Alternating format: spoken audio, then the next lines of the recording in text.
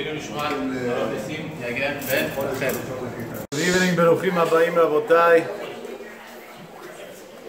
Welcome to a special edition of our Thursday night's class.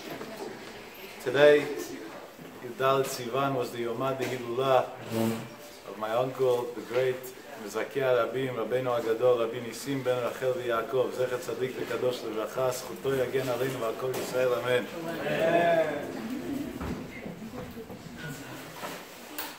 Chazal say that Akadosh Baruch Hu saw that in the future generations, Am Yisrael will need tzaddikim and shatlan b'chol dor v'dor. He planted them in each and every generation. And on Rav Nissim Me we could say that that was the tzaddik of our time. Shatlan b'chol dor v'dor. He planted them in our generation. We know that tonight we'll try to say a little bit from his Torah and also talk a little bit about him. Rav Nissim Kayadua, as is known, passed away after battling cancer for many years, three plus years. He put up a very tough fight. Akadosh Baruch Hu took him with him to Gan Eden b'Yeshiva Shel Mala. And the man who was the legend of Tnuat HaTshuva, today we know Kira, speakers, organizations, right? We're very acquainted with these concepts. After the internet era, you put Torah in Google, who knows how many things are going to come up. There's no end. Rav Nissim died before the internet era. I think because if he would have seen the internet, he wouldn't be able to live from that alone. And he started the whole thing. He felt that when he was young, there was nobody there to help him. So when he got older and he knew Torah, he said, now it's time to help others. He had a Mesirut Nefesh to help Am Yisrael in a way that makes no sense. No day, no night, there was no rules. The laws of nature didn't apply to him in any way, not sleep, not food. And not for one day. There are many guys that are stars for a week, or stars for a few years. Everything was 100% free for 31 years straight, non-stop. 31 is Gimatria El Emunah. Because Baruch Hu gave him a special koach. I think if I had to categorize in one sentence what made him so unique, and what I stress no longer exists in today's generation in any way, shape, or form, is that if any of you read his Sfarim HaKadoshim that we put out from him over the years, or watched any videos, most of them are in Hebrew, he spoke very strong. He didn't cut slack to nobody. But he had a talent that nobody has anymore. That he was able to send you to hell, but make you laugh on the way down there. That means for every tough word that he ever said out of his mouth, he said probably 1,000 words of humor and love and excitement, so the kahal should never feel intimidated or scared or threatened, just the opposite, that they should feel close. And he was able to make himself compatible and applicable to each and every community. What he spoke in Bnei Brak, he didn't speak in Yerushalayim. What he spoke in Yerushalayim, he didn't speak in Tel Aviv. What he spoke in Tel Aviv, he didn't speak in Deal, New Jersey, or in Brooklyn. Each place he spoke, he customized his speeches exactly for the style of what they needed, which at many times was at the cost of things that he himself didn't feel comfortable. There were many times he told me after a speech, I wish I could have said A, B, C, and D, but this community is not allowed to hear that. They have to hear something else. So he literally customized it to the tiny detail for each and every person. That was a gift, that was a skill that came Keneged Derech HaTeva, that Akadosh Baruch Hu gave him in a great way. One of the subjects that Rav Nissim used to speak about all the time, and I'm choosing this purposely as the opening story, was Tzadik V'ra lo, Rasha V'tov lo. How could it be that there are those who are good and suffer, and those that La'aleinu seem to be not so good, or not so good yet at least, and it seems like their life is as perfect as could be. And we would call that, it's not fair. Why me? And I think the greatest why me question that Am Yisrael had in the past 50 years was why him? When Rav Nissim passed away, he left a legacy of over 100,000 Shomrei Shabbat in his merit. So you should understand the number. Not 100,000 like today people say we made 100,000 Baalei Tshuva. If each speaker that claims he made 100,000 Baalei Tshuva is really even 10% true, then there wouldn't be one Jew in the whole Am Yisrael that's not a Shomer Shabbat. Just do the math. We're about 13 to 18 million Jews, depending on how liberal we are on the conversion subject. And we have 1.5 million Shomrei Shabbat in the world, approximately, maybe 2 million Shomrei Shabbat in the world. If each guy who says he made 500,000 or 100,000 Baalei, then we should have everybody. There shouldn't be one person that's not a tzaddik Yisod Olam. When Rav Nissim said 100,000, he was very cautious with his words. And he had tens of thousands of students that came to his funeral and to his Shiva and to Shloshim and other places. We all walked around and said, why him? What happened to the tzaddik who was able to save everybody? And the truth is, I'm going to share with you tonight parts that other people don't know because they weren't there. I had the merit to tend to his needs in the last years of his life when he wasn't well. He spent the majority of that time in the United States of America in Sloan Kettering Hospital. Only Sonei Yisrael should be there. And during that time, on many occasions, he used to hold my hand and he would tell me, Yaakov, I want to ask you something. And it was always the same question. He said, in my life, I helped thousands of sick people. He said, I would walk into a hospital, I would see somebody who was sick, I would hold his hand and he would be healthy 2 minutes later. And it wasn't me. It was a pasuk in the Torah that Akash Baruch Hu says that somebody who helps others, kifi tihiyeh, his mouth will be like my mouth. Whatever he says, Akash Baruch Hu will change the nature for him. He says, can't we find one person in this world that should help me? That's what he used to tell me, time and time again. I don't know how many times, I can't count how many times he asked me that question. And that was a question that bothered countless of his students for years after he passed away. And a few years after he passed away, we had a mind-boggling story that Akash Baruch Hu helped. He made Siyata D'Shmaya that it should come out that way, that we should find out the story. The story could have happened and we would have never found out. Which was at least some sort of, I don't know, explanation, but some sort of light to the entire situation. There was a great rabbi who was the chief rabbi of Bat Yam in Israel. He passed away approximately 1.5 years ago, maybe a few months more than that. His name was Harav Bar Shalom. There's actually his second yahrzeit is going to be in Chodesh Av, beginning of Chodesh Av this year. Harav Bar Shalom was a Jew that was Meshichmo Amala Talmid Chacham Atzum, who did an unbelievable amount for Am Yisrael in many, many ways. Rav Bar Shalom has a daughter, Shtibadel Chaim Tovim, that was married to an uncle of mine named Rabbi Avraham. Rabbi Avraham is already in Gan Eden together with Rav Nissim. He died young, 51 years old, suddenly. About, I don't remember if it was 13 or 14 years ago, a few years after my uncle passed away, Rabbi Shalom had a cardiac situation. He went into cardiac arrest and he was rushed into a local hospital in Israel.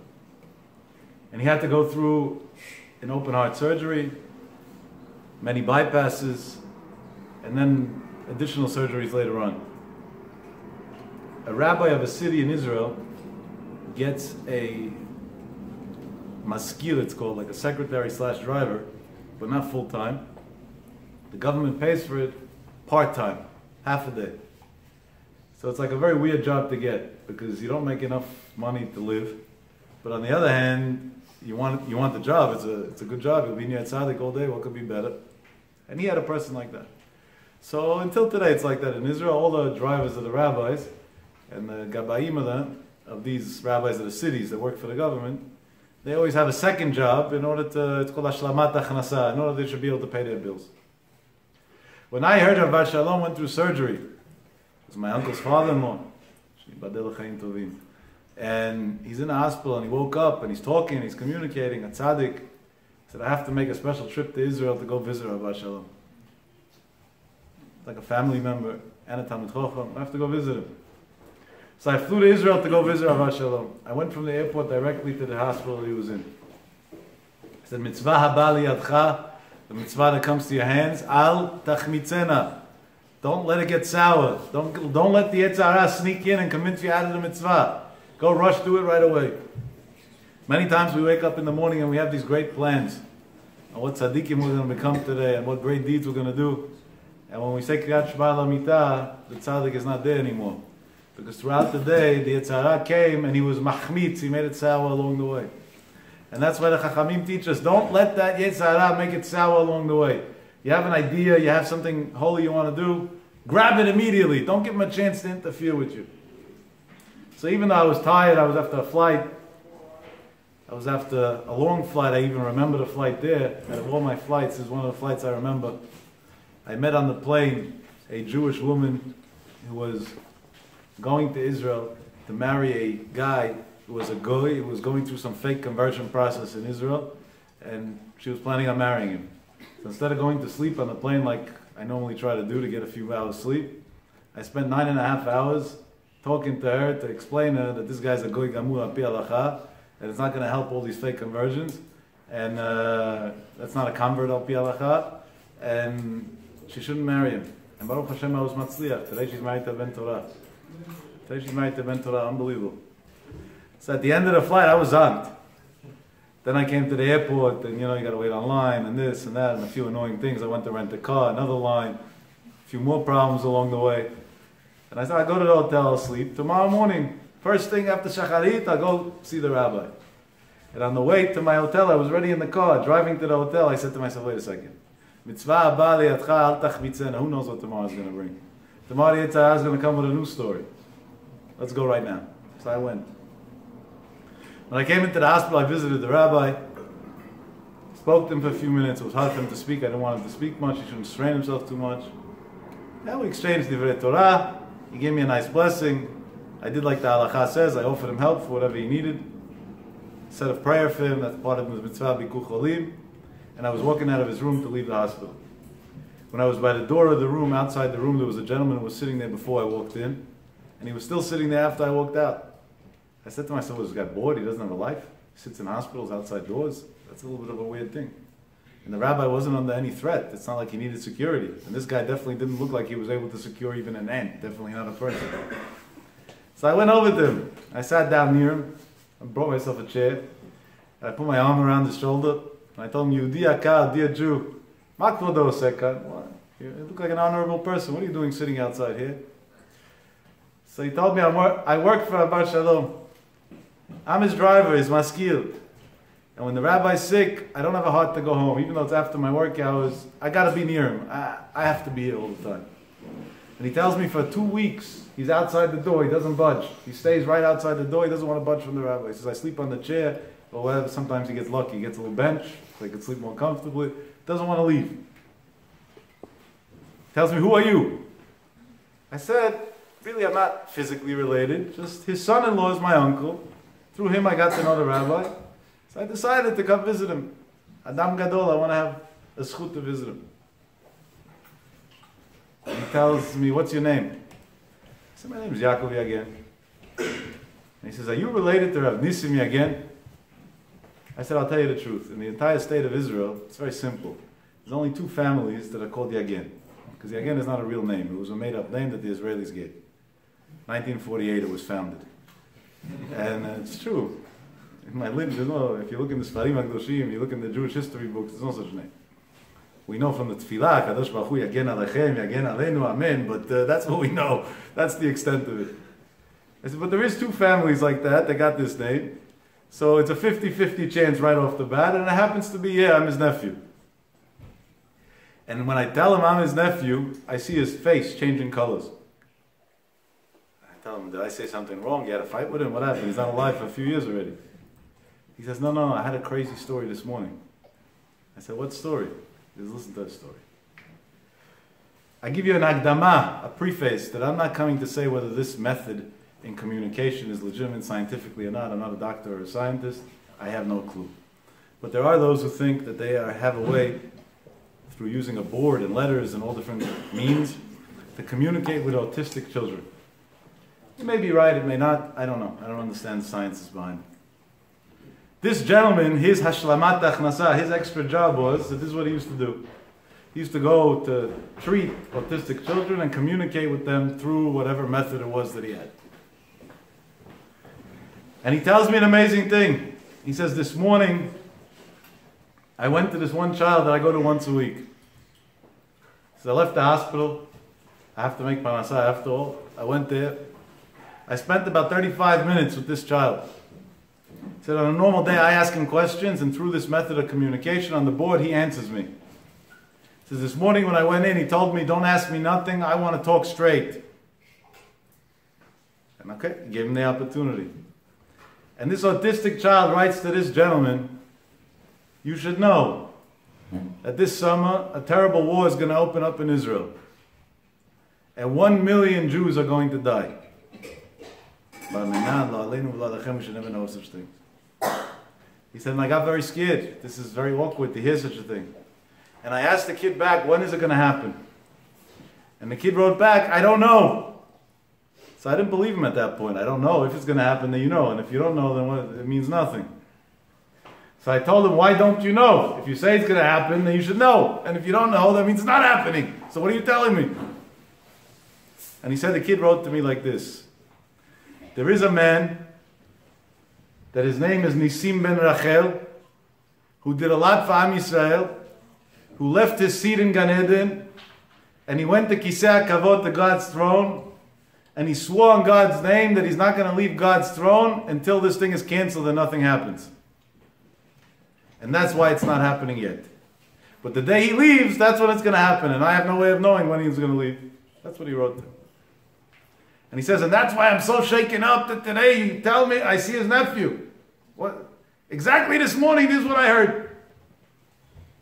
And when he told me that, I said, my dear friend, now I understand why Acog Baruch Hu put this crazy idea in me to fly from New York to Israel to visit a rabbi in a hospital. Because I want to tell you the part of the story that you don't know. My uncle, approximately 6 weeks before he passed away, was in the hospital here, and he knew he was dying. And he said he wants to die in Israel, Admat Kodesh. He said, my whole life I was Moseh Nefesh for Am Yisrael, I want to die in Israel. And he was flown back to Israel with that statement of, I want to pass away in Israel. He passed away on a Shabbat in the morning at approximately, I think it was 5:05 a.m. Friday afternoon, he called his closest friend. I'm telling you all the names of the people, you can verify the facts. His name is Ezra Ravia. He lives in Tel Aviv. He has a shul today in Tel Aviv. He built a shul in memory of my uncle. Ezra Ravia is a wealthy contractor in Israel, a very famous name. And this was my uncle's best friend for many years. He was his Baal Tshuva, his student, and also his best friend. And he called Ezra Ravia Friday afternoon before he passed away into his room. He brought him from Tel Aviv, special to Jerusalem, bring me Ezra Ravia. And he spoke to him, and this is what he told him. He said, they came to me from Shamayim this morning. I don't know what that means. They don't come to me from Shamayim. Maybe one day, but so far it hasn't been working out. And they told me that they have an offer to give me. And Ezra's listening, yeah, what's the offer? From Shamayim, this sounds interesting, right? We all want messages from heaven, it sounds pretty cool. He says that I can walk out of here tomorrow morning healthy, as if nothing ever happened. And I'll live a very long life afterwards. But in the summer, in a few years from now, a war is going to break out and 1 million Jews are going to die. Or I can die tomorrow morning and this war won't happen and Am Yisrael will be saved. Ezra, you're my friend. You're the one I trust most. What do you think I should answer them? I got to give an answer before tomorrow morning. What would you do at that point? I would have fainted. Thank God he didn't call me. Ezra started crying. He said, Rabbi, maybe the medication's getting to you, the morphine, this, that. It doesn't make sense what you're saying. What do you want from me? Leave me alone. And he tells him, Ezra, no morphine and no nothing. I'm telling you the facts the way they are. And if you don't want to help me, I'm going to make my own decision. And the way Ezra told me the story, a day after my uncle passed away, he said, my uncle closed his eyes, and about 10 or 15 seconds later, he said those 15 seconds felt like eternity to him. He reopened them and he said, I decided. Tomorrow morning at 5:05 a.m., I'm going to pass away. And Am Yisrael will be saved. Because my whole life I gave for Am Yisrael. So I want to die for Am Yisrael as well. But do me a favor and listen to what was on his mind before he told somebody the exact minute that he's going to die the next morning.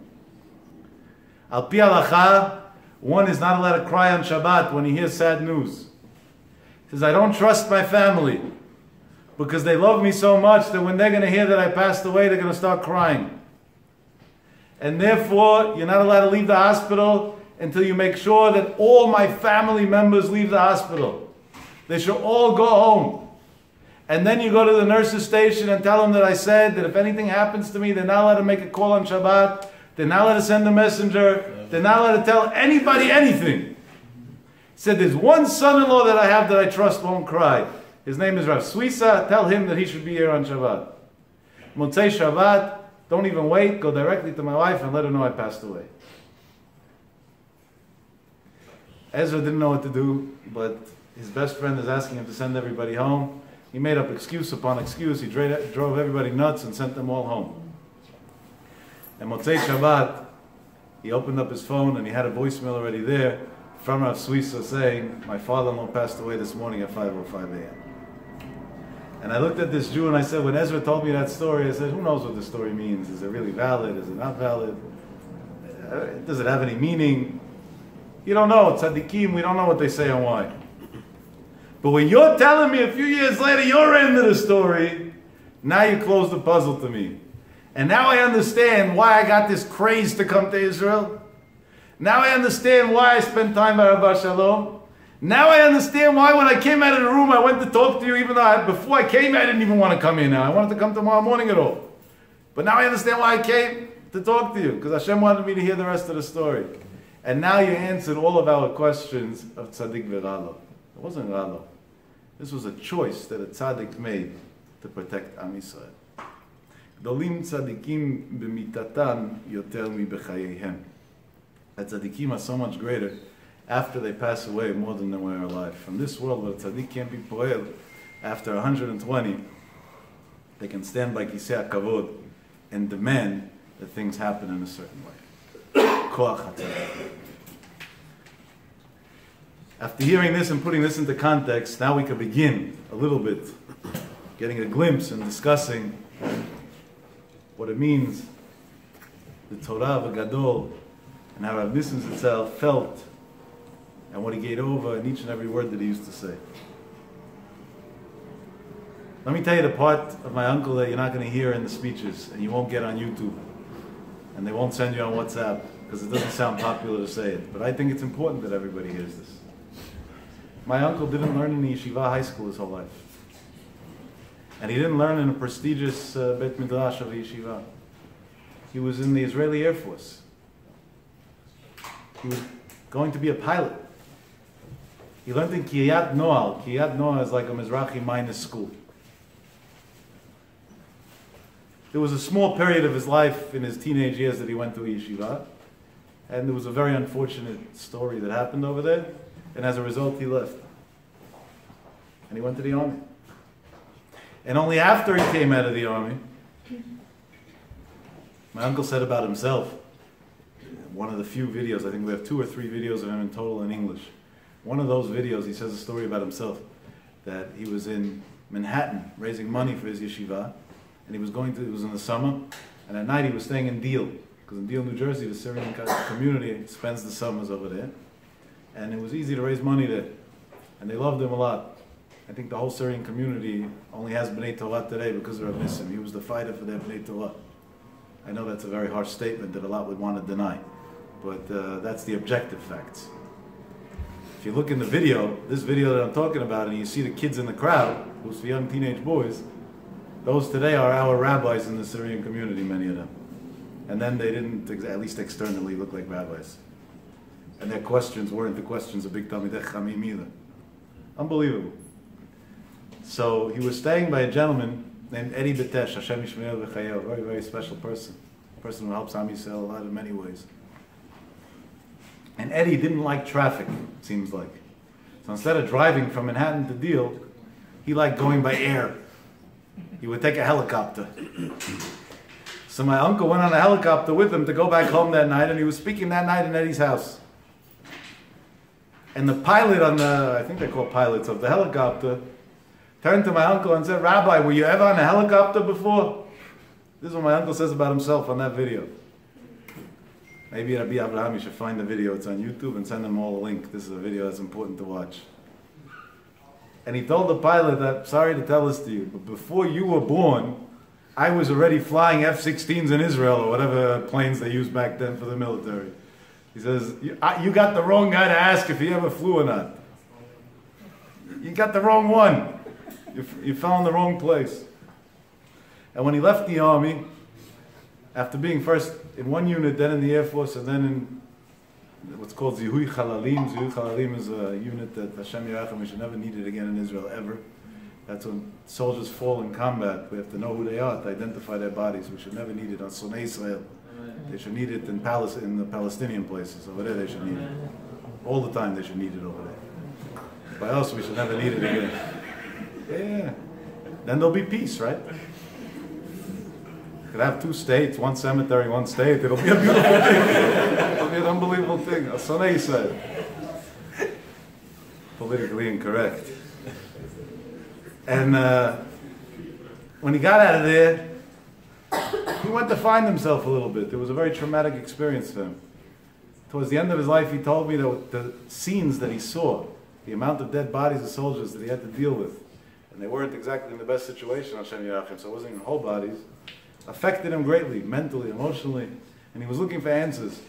There was a great tzaddik in Eretz Yisrael who passed away. His name was Reb Chaim Brim. Zechet tzaddik v'kadosh levacha zchuto yagen aleinu. We should pray for us from Shamayim. Great, great tzaddik. I had the zchut to learn chavruta of Reb Chaim Brim. He was about 70 years older than me at that point, but he was so humble that he was willing to teach a young kid. Reb Chaim Brim once met my uncle and saw in him a lot of potential. And he said, a guy like this to go to waste? Why should he go to waste? And he told my uncle, what's going on with you? And he said, I'm going through a hard time. I just came out of the army and it was after the war and I saw all these terrible scenes and that. I'm very confused with myself. He said, so why don't you leave Israel, go on vacation and take a break? He said, where am I going to go to? I have nowhere to go. I have no money. I have no nothing. What am I going to do exactly? So I told him, why don't you go to America? America? Back then, America, there was no such thing going on America. America, you went by boat. And he said, what would I do in America? He said, I'll find you where to stay and what to do. Don't worry about it. Just go to America. And he bought him a ticket, a one-way ticket, on a boat company called Sim. It still exists until today, but today they only do cargo. Then they would also take passengers together with the cargo. People weren't so picky back then. And he wrote a letter in a sealed envelope to Rabbi Aaron Kotler, Zechet Tzadik V'Kadosh Levacha. And he said, this boy can be a Gdol Hador. Make sure to make it happen. That's more or less what he wrote Rabbi Aaron. And it took my uncle over 3 weeks to get to the United States of America. When he came to America, he didn't know where he was going, what he was doing. He ended up somehow in Brooklyn. He went to some yeshiva there, Mishum Kodam. I'm not going to say the name. He said, for this I could have stayed in the army. It is not a yeshiva. He left, and he was told to go to Rabbi Aaron Kotler. So at that point he found out, where's Rabbi Aaron Kotler? They told him Lakewood, New Jersey. Lakewood, New Jersey, so be it. Lakewood, New Jersey. He went there and he went into Rabbi Aaron and he gave him the letter. And Rabbi Aaron on the spot accepted him to the yeshiva. Now imagine this. The yeshiva of American boys. The most prestigious yeshiva in the world probably back then. And here comes a boy from the Israeli army, probably dressed in some colorful costume, not knowing English, not knowing Yiddish, not knowing anything. Rabbi Aaron's shir was in Yiddish. Didn't know anything. And Rabbi Aaron has a letter, take him into the yeshiva. And Rabbi Aaron took him in. Not only did he take him in, he paid one of the Kollel students, we don't know if it was out of his own pocket or the yeshiva's money, but one way or the other, to teach him. And he had such a yearning to learn that he learned non-stop, almost like Rav Akiva, but he was younger than 40 years old still. And a few months later, Rabbi Aaron passed away. And by the time Rab Shneur took over and was the Rosh Yeshiva, they already gave him to speak by Sudash Lishit in the yeshiva. Because he had been Moser Nefesh completely, his whole life revolved around Torah. He made a 180-degree turn completely. And Rav Nissim, to him it was important to say this story, even though today people are scared to say it. Because he said, maybe this way some boy somewhere in the world will see that for me it's not too late. That no matter what age I am, no matter where I was, no matter what I went through, I could still go learn Torah. I could still become something. I could still make a difference for Am Yisrael. It's never too late. There's always a chance to make a difference. Now imagine Rabbi Aaron back then would have done what some La'aleinu La'avdil Al-Fafeh Avdalot Rashi Yeshivot do today. You don't fit our yeshiva. 100,000 Jews would be Mechalei Shabbat today as a result of that statement. Because exactly the fact that he was allowed into the yeshiva and was helped in the yeshiva and was encouraged in the yeshiva was the outcome that later on happened. After hearing these two facts, now when we say over the Torah from Rav Nissim Me, I think it'll bring a whole new appreciation to everything. Bezrat Hashem on Shabbat Kodesh, we're going to read in this week's parasha, so time appropriate for the Yotzei. Because Baruch Hu's mitzaveh Am Yisrael beha'alotcha et anirot. This is a tzivui for Aaron HaKohen. When you bring up, and Rashi talks about what does it mean bring up the candles. El mul pnei hamnorah ya'iru shivat hamnerot. The light of the menorah should shine, the 7 candles of the menorah in the Beit HaMikdash. In the Torah, it doesn't say bahadlikcha when you light. In the Torah, it says beha'alotcha when you raise, when you elevate. What does this mean? So Rashi on the spot talks about it. The Mefashim and many commentaries about it. Earlier today, when I learned to my Chavusa Rabasi, we learned one pshat from the Zera Shimshon. It's worth seeing it inside. Look on Shabbat. But Rav Nissim Me said an unbelievable thing. He said the Torah over here came to give a big remez, a big hint. L'dorei dorot, for Am Yisrael, for every generation, for every individual. No matter how big or small he is, no matter how old or young he is. A man has to be in a constant situation that he's always growing closer to HaKadosh Baruch Hu. Because by Hashem, there's no such thing as I'm okay with where I'm at. There is no middle road. It's either you're going up or you're going down. There's no, I'm content where I am. Yeah, well, I grew so much. I'm happy where I am. Leave me the way it is. Comes Rav Nissim Me and he says, by a Jew, there's no such thing. It's like you're on a bicycle on a hill. You either pedal and you go up the hill, or you glide down. There's no middle way. Comes HaKadosh Baruch Hu and tells Aaron HaKohen, beha'alotcha et hanerot. If you want Klal Yisrael to shine, if you want the menorah to shine, if you want the ner, ki ner Hashem nishmat adam, the soul of Am Yisrael to shine, be'alotcha, it has to be constantly in a matzav of aliyah. You have to be constantly growing every single day, further, higher, up. Where am I today? What am I doing today more than I did yesterday? How did I grow today? And if not, Barminan, a person falls, and if one doesn't pay attention and make a conscious decision every day of his life to reassess again, where am I holding? He's going to find himself one day in the worst situation, and he's going to innocently ask, not because he's bad, out of purity, he'll innocently ask, how did I get to this matzah? This is not me. How did I get to this situation? And the answer is going to be at that point, you didn't live a life of Baha'alotcha. Tonight, Motzei Dehi Lulav the Tzaddik, we have to all ask ourselves, am I a better person tonight than I was last night? And what did I do today to become better than I was yesterday? And tomorrow night, the same question. The next night, the same question. Which Maaseh Chesed did I do more than I did yesterday? Which Tehillim did I read more than I did yesterday? Which Yetzer Hara did I fight? Which Lashon Hara did I walk away from more than I did yesterday? How many minutes was I willing to dedicate to Hashem more than I was willing to dedicate to my phone today? What did I do in order to get closer to HaKadosh Baruch Hu today? As a nephew who had the schut, unfortunately for too few years, but for 20 plus years, to be hand in hand with my uncle Zatzal. Rav Nissim was an example of a man who never went to sleep at night unless he was 100% convinced that he accomplished for himself first and for Am Yisrael second more than he did the day before. There was a constant growth without a letdown of even 1 second. There was never a situation in his life that a few minutes went by without thinking, what else could I do to benefit another Jew? Whether it was at home, whether it was in the airport, whether it was on the road. There was never a situation. Let me tell you a story.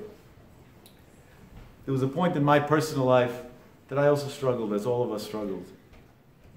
Judaism at large, we're learning Torah, and many other things. Great struggles. Yetzer Hara had the upper hand, and he's good at what he does. He knows how to convince you into anything. When I look back in retrospect, what he convinced me into, he was a good brainwasher. He had a case for everything. I found a way to turn all the lavim in the Torah into mitzvot.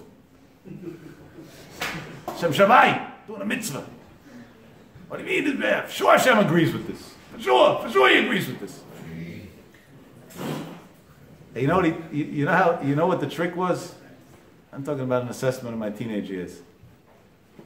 The Yetzirah's number one method, believe it or not, it's not the internet, it's not Facebook, and it's not WhatsApp, and it's not all the other tuma in the world. It's one sentence. And after tonight, I hope nobody will ever say on this sentence again in his life. I am not on that level yet. That's the name of the Yetzirah. The Gemara says the Yetzirah is Hu Satan, Hu Malach, Hu Yetzirah, Hu Satan, Hu Malach HaMavet. I had on in 2017. Who I am not on that level yet. That's another one of his names. Chas Shalom. I wasn't adding to the Gemara. That's for the concept.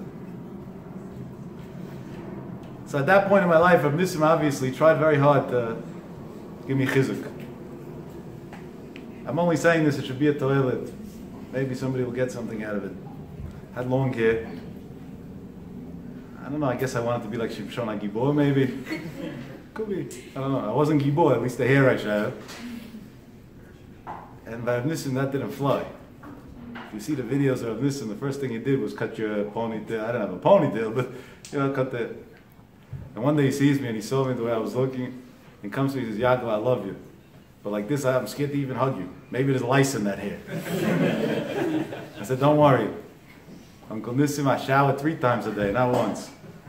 I said, and even if there's lice, it's all dead. Because I put in so much wax and gel, they all suffocated. There's nothing left. And he took out 100 shekel from his pocket. That was a substantial amount of money back then. And he handed it to me and he said, this is money, go take a cab to any barber that you want in the whole Israel. If you need more money, tell me right now where you want to go. Take a haircut and come back. Because I want to be able to give you a hug. And I remember the cab ride to the barber shop. And I didn't do it because I believed it was a mitzvah or because I believed God wanted it or I had to do it. I did it because the way he cared about me, the love he showered me with, the way he approached me was so warm and so caring that saying no at that point wasn't an option. That wasn't the person I was going to disappoint in my life. One of his tricks, which I later on used many times with people and it works so effectively, is when you want to bring closer to somebody to Hashem, not always can you bring him to a Torah class. It doesn't always work. Give him a job. Give him a job to be exposed to Torah. I'll give you an example of something that I did a few years ago. I had this boy, he was 21 years old. He had a minhag that he wanted to feel very close to Hashem. A tzaddik, a real tzaddik. He always wanted to feel close to Hashem. Just, he didn't realize that you could feel close to Hashem by reading Tehillim and by learning Gemara. So his minhag was that he gets close to Hashem by getting high on opiates. He's high, he's closer to Hashem. I'm down in Makav school. His parents sent him to rehab in California, in Miami, in this, in Florida, I don't know where, I don't know if it's Miami or not. One rehab after the next, and the only thing that the rehabs did was, Baruch Hashem, they all made good livings. But this kid was still with the problem. Not that I'm saying that rehab doesn't help. For some people it saves lives, many lives. But in this case it didn't help. The parents came to me brokenhearted and they said, what do we do? I said, I'm not a doctor. You went to all the psychologists, psychiatrists, therapists, this. You went to everybody. What do you want me to do? I said, second of all, Baruch Hashem, I never got high. I don't know what this is. So you want me to talk to him about what? About what I don't know? It's not going to work. What should I tell him? You're not allowed to do it? He heard that from you his whole life. He doesn't want to hear that anymore. What am I supposed to do? They said, we're lost. You want to save him? Try. When I saw that his own parents were about to give up on him, I said, Ki lo yidach mimeno nidach. We're never allowed to give up on a Jew. I told the father, give me 24 hours to think, and I'll get back to you. I went to a gentleman, we should never know, he died young in a terrible accident in Mexico. He's no longer alive. He was a very wealthy man. He used to help me a lot of my projects. And I told him, I have a situation on Pikuach Nefesh with a boy, and I think I have a trick to save him, but it's going to cost approximately $30,000. Are you standing behind me? He says, what's the situation? I told him he's on drugs and his relationship with God is not the best and whatever, but I think I have a trick to save him. He says, what do you want to do, send him to rehab? I said, no, the parents spent a lot more than $30,000 in rehabs already. I said, and along the way, I may be able to save another 100 Jews too.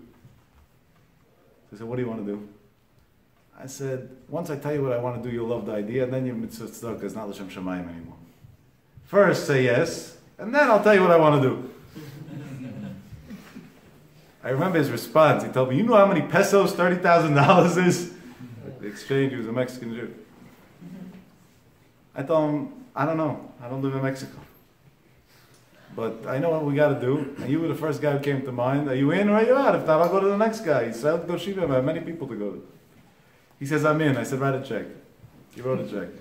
I said, now I'll tell you what I want to do. This coming Shabbat, I'm going to make a seminar. I'm going to invite a bunch of teens. People 18 and up, boys and girls, tons of them. And I'm going to speak. And I'm going to bring this kid. But he's not going to be willing to come. A Jewish event and this and that, he's not going to be willing to come. But I know one thing. That this boy loves money. So I'm going to hire him to be the supervisor of the dining room for the seminar. And I'm going to pay him well. $1,000 a day I'm going to give him. He said, but Yaakov, you're nuts. He's going to use the money for drugs. I said, that's not my business already. I first have to get him into the door. After that, we'll see what happens. I took a hotel. This was all within a couple of days. A few days. A lot of people helped me. I'm not taking the credit for myself. It was tzaddikim who did everything. I just happened to be one of the people involved. And we made, instead of a separate ballroom for the speeches, one big ballroom, the dining room on one side, the speeches on the other side, with like a makeshift divider like this in the middle. And for 3 days straight, this boy was in charge of the dining room, screaming at the workers, there, do this, clean that. And all day long you heard speeches, one speech after another, after another, after another. And at the end of the seminar, it was a Sunday evening, I think about 6, 7 in the evening, people were about to go home. And I gave the opportunity to people to speak, to express themselves, what they feel about the seminar. And this boy came from the divider to the other side, and he said, I want to speak first. And I remember the scene. I was sitting on a tall stool, but then I was too tired to even stand. It was a long 3 days, trust me. And he took the mic, and he looked at me, and he says, you win, I lose. I'm going to yeshiva tonight. Today he lives in Lakewood. He's a Talmid Chacham Muvak. He learns 14, 15 hours a day Torah. He has 4 or 5 beautiful children already. I think 5 by now, beautiful children. B'tachbulot, with trickery, ta'aseh lecha milchama, do something. Where did I learn it from? That's the way Rav Nissim reeled me in. I had a nice car in Israel. And he told me, I need a driver. Come drive me.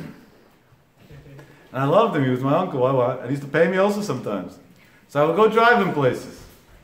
And we would go from place to place. Like this we would go drive. Once he went to speak. I was driving in Kiryat Shmona. Kiryat Shmona is the end of Israel, the northern end of Israel, all the way up north. Pretty much as far as you can go. And on the way back down to Jerusalem, it was already 4:30 a.m. By him, there was no clock. As long as the Jew needed him, he was awake. It's 4:30 a.m. We're driving back. We went through an intersection in Israel called Tzomet Golani. I needed a break and a Coke, something to drink. It was a long day and night. I told Nissim, I'm stopping for a few minutes. I'm going to go get myself something to drink. You want something? I'll buy you also. Chutz mikodchem, we'll take care of personal needs and then we'll continue. He said, no, you go in. I don't need anything. I'm fine. He says, just don't get lost inside, he tells me. I come outside. I rushed. I even remember I ran from the car to the door. It shouldn't take a long time. I ran back to the car. When I come back to the car, he's not there. I said, what did the guy do to me this time? And my uncle was unpredictable. You never knew with him. There was cell phones already then, but it wasn't so common. He didn't have one. There was no way to call him. Kaparat avonot. I'm going to go walking around, see where he went to now. I started walking around the building over there. It was a building that had a few stores in there. One not kosher restaurant, hopefully one day it'll still become kosher. And in the back of the building, towards the back, there was an area that had these benches with some tables that people would sit outdoors to eat. It was pleasant. And I see Rav Nissim standing there, and 8 or 10 guys around him, sitting on this bench, and he's giving them a speech at 4:30 in the morning. What turns out, there's some sort of military base near Rosh Hanikah. It's also up there north past Nahariya. And these were soldiers that were hitchhiking their way back because they had the weekend off, an extended weekend. And one of the hitchhiking posts in Israel is Tzomet Golani, because from there people go everywhere. It's a perfect place to hitchhike. But they got tired at 4 in the morning. Who's stopping for them? So they went to grab a bite to eat. Rav Nissim from the corner of his eye saw a bunch of soldiers sitting and eating. And what are they eating? There's a McDonald's there. Basar v'chalad, lo aleinu v'lo alechem. He said, this he has to stop. Jerusalem, family, what's tomorrow going to bring, what we have to do, what we don't have to do. Nothing makes a difference anymore. Now we got to do something about this. And until 8:15 in the morning, he gave them a speech. From 4:30 to 8:15. Outdoors. Netzach Hama came and went. Zman Kriyat Shema, borderline came and went. Shacharit in the yeshiva in Jerusalem, he missed. Before I left, I saw him taking out money from his pocket and giving each one of the soldiers money. So I told him, what's this? So he told me, these poor kids just had to listen to me for 3 hours, more than 3 hours, almost 4 hours. He said they wanted to get home. They were hitchhiking to get home. Their mothers are waiting for them at home. For me to speak to them, to do a mitzvah on the calculation, on the expense of their mothers, waiting for their kids to come home, finally, after a whole month of being away, that's not a mitzvah. That's the biggest sin in the world. So I gave each one enough money that he should have money to take a private taxi back home, so he should make it home quickly. I shouldn't cause the mother to wait an extra minute. Because anyway, if they would have been standing on the streets, it would have taken them a few hours to get home. His life, he never went to sleep at night, revolved around, what could I do today to help somebody else? Where is there something I can do to help somebody else? One of the times that I had the merit to fly with him back from Israel to New York, I remember the scene by check-in. We came to check in, and 2 of the Israeli women that were working by the check-in, one tells the other, they said it a little too loud. We both heard it. Oh my God, עכשיו כולנו נצטרך לחזור בתשובה. Now we're all going to have to become religious. And Rav Nissim knew how to seize an opportunity. And he said, you're right, now we're starting a speech. And there was no line, and there was no security, and there was no check-in, and there was no nothing. Now he's talking to the people. And he pleaded with them, and he begged them, at least on Shabbat, don't come to work. So they said, what do you mean, Allah doesn't fly on Shabbat? He says, yeah, but when you have to fly Motzei Shabbat, when do you come to work? Saturday evening. At least don't take a Saturday evening shift. What happened with them, I don't know. But that's how much you care. You're about to board a plane. You have things to do. We have things to take care of. Now, this is what's important now. Some other day, you'll make a speech for them. You gave enough speeches in your life. No. Right now, there's an opportunity. We're going to seize the opportunity. He told me that the reason why he loves flying so much is not because he was in the Air Force, but because when people are in a lecture, they can walk out. On the plane, there's nowhere to go. And he used to walk up and down the aisles. Up and down the aisles to talk to people. The whole flight. He never slept on a flight. I don't know if in his life he ever slept on a flight. Even B'Sof Yamav, when he was flying back to Israel, and later on he gave his neshama back to Akadosh Baruch Hu, he didn't sit for 1 minute. He could barely walk. He had 2 of his sons hold him so he should be able to walk from seat to seat. And he went from person to person and said, look at me. A few more weeks I'll be in Shamayim. What am I going to take with me? Only the good deeds that I did. What are you going to say when you come to Shamayim? Take a few good deeds with you. When it was sunlight already, on the way to Israel, after a few hours when you take off on the night flight, it's already time for Shacharit. He went with his tefillin from person to person. Put on tefillin at least once in your life. Like this you won't be a Poshay Yisrael before anymore. And who's going to say no to an old, frail, sick man? He wasn't old, but he looked old because of his illness. Who needs 2 people to carry him around just in order to be, to do another mitzvah. He came onto the plane with a carry-on for him and for both of his sons. There was no food in there. There was no books in there. There was no nothing in there. It was just tzitzit. He left the plane, there wasn't 1 pair of tzitzit left. From seat to seat, from person to person. He said, do it for me. And he would plead with them, and he would cry to them. Just do it for me. Put on a pair of tzitzit. Understand, a Jew has an opportunity to do a mitzvah under his shirt that nobody sees and nobody knows all day long, every second of mitzvah. A mitzvah is shakul keneged ta'yag mitzvot. Maybe. Because that was all was important to him. Comes Rav Nissim Me and says if a person doesn't want to find himself in a situation in life, that he says, Ech higati l'matzav hazeh, how did I get to that situation? We have to be on a constant aliyah in avodat Hashem, a constant growth, a constant aliyah in avodat chesed. Avodat chesed is probably the hardest avodat today. Torah, at least when you go to learn, you enjoy. Mitzvot, when you do it, there's a certain satisfaction. You know you're doing the right thing, you're living an ethical life. Chesed, normally you get stones thrown after you for. That's the hardest mitzvah to do. You give your life to somebody and 2 days later he's throwing stones at you. And then you have to go do it again. Avodat HaChesed had no boundaries by him. There's a way to do chesed, there's a way to help somebody, let's do it. I'll tell you more than that. Rav Nissim Me was a master fundraiser. All the fundraisers today maybe should go take courses to learn his skills, how he raised money. He had the ability to get people to donate numbers of money to tzedakah that knew no boundaries. Today we're used to these $1 million donations for organizations. Just a few years ago there was no such thing. People weren't that rich, they didn't have those means. It wasn't common for such a thing to happen. And he knew how to do it. He had ways that he knew how to do it. And when he struggled and it didn't work out, Mishamayim, they did it for him. I want to tell you a story that today somebody sent me on WhatsApp, of a video of a rabbi in Israel. But it seems like that rabbi probably, when he was told the story, he didn't get all the details. So I'm going to fill in the details of the story that he was missing. My uncle had a kollel in Yerushalayim. Many Talmidei Chachamim came out of there. It was meant for Balei Tshuva that wanted to learn, but he got them to learn serious. And he paid them very well. Because his philosophy was that if a person doesn't have money, how could he learn? When you know what a gemach is? So we think a gemach is Rashi Tevot Gemilut Chasadim, right? Do chesed. And they loan money, interest free, whatever.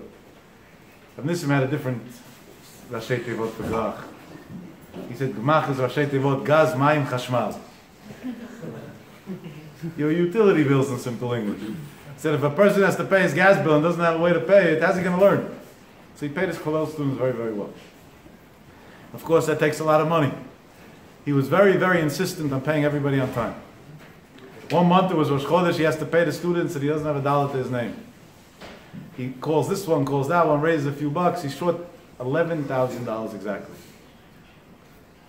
$11,000 today maybe doesn't sound like that much, but back then $11,000 was a home rav. Rabbis came to America to fundraise for 2 weeks to raise $11,000 back then.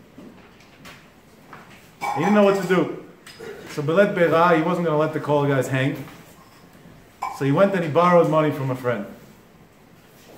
This friend was marrying off a daughter a few months later. And he had money saved up for his daughter's wedding. And he told him, I'll lend you the money, but I need the money back for my daughter's wedding. This is the date. Before then, I need the money. And he answered him, no problem. I give it back to you by then. He forgot about it. Time came and went, and he gets a phone call from the guy one day. Tomorrow I'm coming to the office, 12 o'clock. My daughter's wedding is in 2 days. I need to pick up the money.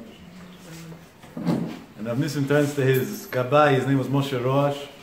He tells him, Moshe, what are we going to do now?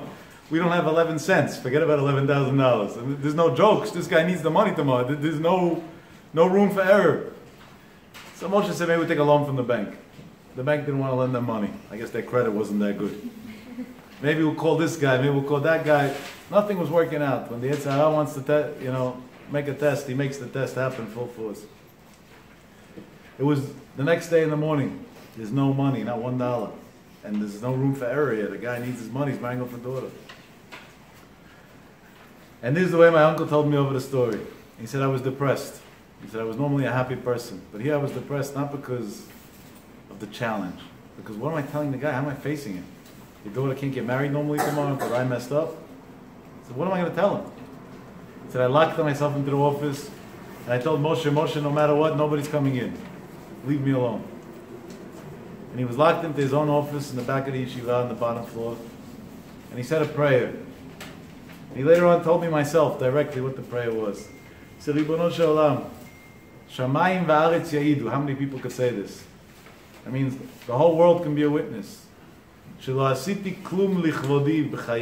never did anything for my own personal honor or benefit in my entire life.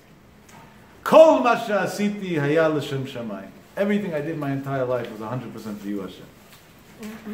And then he told God like this, and if so, it's not my debt. It's your debt. Pay your debts. He says when he finished saying those words, Moshe was warned, nobody's coming into the room. A guy goes into the room. He says he got very upset. He was going to go yell at Moshe. I told you, nobody comes into the room. He This is a guy we didn't know who he was. He never seen him before in his life. Nothing. The guy walked in and said, "You're Rav Nissim Me again?" And he said, "Yeah." And he took out a sock. Just imagine a scene, a man's sock. And he threw it on the table and he ran out of the room. In Israel, when somebody throws something in your room, you got to suspect what it is. My uncle told me it didn't look so suspicious. I decided to open it up. He opened it up and there was 11,000 US dollars inside, exactly to the dollar. It says about 10 minutes later, the gentleman came to get his money. He handed his money, didn't tell him nothing. Good man, pays his debts on time, right? Everything's beautiful. And life goes on. When Rav Nissim told me this story, he says, "Look how the Ga'ava almost destroyed my life." He said, "I felt good that night. I went home and told my wife I have a suspicion that I was zochet to see Eliyahu Hanavi." Who else is going to come into a room, throw a sock, and of all things in the world, with exactly the amount of money I need, exactly 10 minutes before I need it to disappear? Only Eliyahu Hanavi, right? When he told me in pain, he says, "Yaakov, you think Eliyahu Hanavi came to me? What Eliyahu Hanavi?" He says, years later, I was in Baltimore, Maryland, and I went to raise money for my yeshiva. And I said a speech around Moshe Heinemann's shul. And I said over this story. He said, and in the back of the room, there was a guy who the entire time was laughing. And I thought he didn't believe the story. So I got upset. What do you mean you don't believe it? You think I'm going to lie? I'm telling you a story. That's the way it was. But after the class, he came over to me. And he told me, "Chacham, it wasn't Eliyahu Hanavi. Let me tell you the story." So he says, "What?" He says, "I'm British. I don't live in the United States. I'm only in Maryland because of business. I came for business. I needed where to pray tonight. I prayed Machado by Moshe Heinemann. He said, I heard Rav Nissim Me again is speaking. I said, I want to go there to hear the speech. There's other shuls that pray quicker. I want to go there to hear the speech. Because I know the name Rav Nissim Me again. I met you once in my life before. You caused me a big headache." He says, "What's that?" He said, "I live in London. I'm a successful businessman. I have real estate investments all over the world. And one night I was trying to fall asleep and I couldn't fall asleep. Finally I fell asleep after an hour, 2 hours, I don't remember the exact amount. And right after I fell asleep, my father, who had just passed away a few weeks before, came to me in a dream. And he told me, I don't understand. This is the way I raised you? You're embarrassing me in Shamayim." And I told my father in the dream, "How am I embarrassing you? What did I do wrong?" He says, "There's a tzaddik in Yerushalayim that's suffering because he's short $11,000. And you're sleeping comfortably in your bed in London? Get out of bed, go to the airport and bring him $11,000. His address is Rechov Yosef Matityahu 10 in Jerusalem." He said, I didn't know if it was true or not, the dream. So I called my local Rav that a few hours later when it was already a reasonable hour to call. And I told him, what do I do? He says, very simple. What do you have to lose? You're not poor. Go on a plane to Israel. Take $11,000 cash. Go to Rechov Yosef Matityahu 10. See if there's a tzaddik that's there. If yeah, you know the dream's true. If you know it's a sketch. He said, when I got there and I saw Yeshivat Kehilot Acog, and I saw your name on the yeshiva, and I remembered the name my father told me in the dream and it matched perfectly, I freaked out. So when I walked into your room, I was scared to even talk to you. So I just threw it and I ran. Why the sock? I don't know why in a sock. That one I never got an answer for. That's how they do the one you throw it easily. Yeah, maybe that's the British envelopes or something. Everybody said over. Unbelievable. Unbelievable. But Rav Nissim didn't say over this story to say that somebody came to... He said, look how my guy got to me. And I was walking around for years convinced that I saw Eliyahu Hanavi. And he told me, Yaakov, be careful. Don't live in fantasy. Because living in fantasy is very dangerous. Unbelievable story. That's a person who's constantly calculating his life. Is he going lemala? Is he getting closer to the Baruch Hu? Or ba'minan, is he going lemansu mish'ol mata, like it says in Mishlei? The alternative of not staying away is going down. Hashem Yerachem to where? To the worst places in the world. Comes the Baruch Hu and tells Aaron HaKohen, "Ve'alotcha et ha'neirot." The idea of the neirot is not Hashem doesn't need your light. He can make light in the Beit Mikdash in any way, shape, and form. And the whole light was one big ness. The whole light was one big ness. Chazal say the light of the menorah lit up the whole Jerusalem sometimes, depending which period of history. There was Ner HaMa'aravi that stayed lit. You know, when they hid the menorah after Churban HaBayit, or when it was taken and then hidden. There's one opinion in Chazal that the Ner HaMa'aravi is still lighting on the menorah ad hayom. Inshallah, b'meira, when Mashiach Tzidkenu comes, we'll see it again in the menorah. Should be zochet to see it. Unbelievable. Unbelievable. This was his legacy. Baron Kotler Zitzal, Zchutei Yagen Aleinu. When he passed away, and the Satmar Rebbe said a hesped on him. The Satmar Rebbe said a hesped, we quoted on Shavuot, one of the most powerful hespedi possible to say on a person. He said over a Rashi that's brought down in this parasha that brings down a Chazal about Aaron HaKohen, to say the Shvach, the praise of Aaron, Melamed Shelo Shina, that he didn't deviate from anything. He stuck to Hakadosh Baruch Hu's words. And Rabbi Baron quoted this pasuk in this Rashi, and the Satmar Rebbe, Rabbi Yoel Zitzal, quoted this pasuk in this Rashi and his hesped on Rabbi Baron, and he said the most powerful thing possible to say about a man alive. Melamed Shelo Shina. He never changed anything in iota from what it says in the Shulchan Aruch, and he stuck to the laws of the Shulchan Aruch in each and every way. This year that the Yomadi Hilulav, my uncle's Zitzal, comes out exactly on this week's parasha, I want to re-quote the same exact hesped that the Satmar Rebbe said about Rav Baron and say it about Rav Nissim. Melamed Shelo Shina. By him, Shulchan Aruch was fire. And all the stories and all the heterim in the world and all of this made no difference to him. And it wasn't even a discussion by him, because to budge from one letter of a Magen Avraham, of a Chumrah of a Magen Avraham, even that didn't cross his mind. No matter how holy in quotations, and I put that in many quotations, the mission was. It goes so far, my father, Shibadel Chaim Tovim, together with him, they were doing a seminar in Israel, and they had a couple, very, very famous movie actor and actress. They were a couple, boyfriend and girlfriend. They wanted to come to the seminar. But they didn't believe in doing averot with the name of kiruv. Today there's something that people use, they call it heter kiruv. There's special heterim to do kiruv rechokim. I want to tell you, with my responsibility in Gan Eden, that there is no heterim for kiruv. There's no such thing. Hashem doesn't need your kiruv. Stay away from kiruv if you have to come on to heterim. That's not kiruv. What are you doing? You're destroying Am Yisrael Dorot.